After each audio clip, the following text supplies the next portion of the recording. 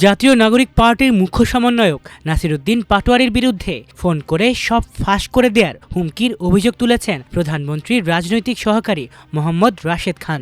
শুক্রবার বিকেল 4:08 নিজের ভেরিফাইড ফেসবুক আইডিতে দেয়া এক পোস্টে তিনি এ অভিযোগ করেন।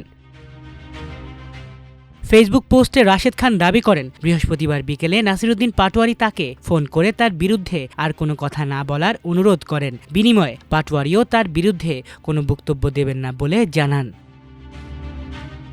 রাশেদ খান লেখেন, গতকাল বিকেলে নাসিরউদ্দিন পাটোয়ারি হঠাৎ আমাকে কল করে বলল আমি যাতে তার বিরুদ্ধে আর না বলি, সেও আমার বিরুদ্ধে বলবে না।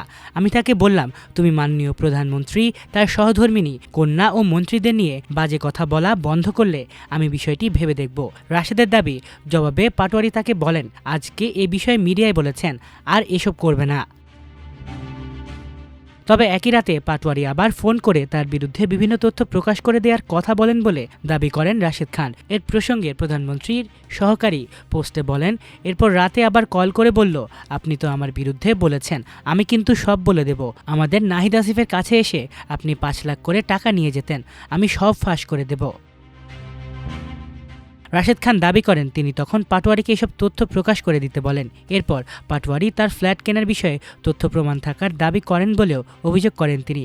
এ বিষয়ে রাশেদ খান আরও লেখেন, এরপর বলল, আপনি ফ্ল্যাট কিনেছেন, সব ডকুমেন্টস আছে, এসব থেকে বাঁচার জন্য বিএনপিতে গিয়েছেন। উত্তরে আমি বললাম, আমার কোনো ফ্ল্যাট নেই, আর কোনো দিন নাহিদ আসিফ থেকে 1 টাকা নিইনি। তোমার কাছে আমার সম্পর্কে যা তথ্য আছে সব ফাঁস করে দাও।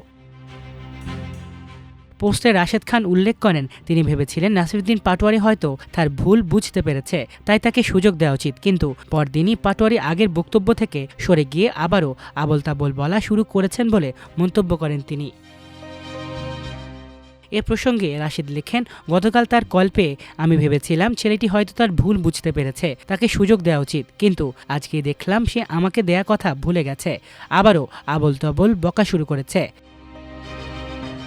এদিকে পাটোয়ারির বিরুদ্ধে রাশেদ খানের এই অভিযোগ নিয়ে রাজনৈতিক অঙ্গনে নতুন করে আলোচনা তৈরি হয়েছে।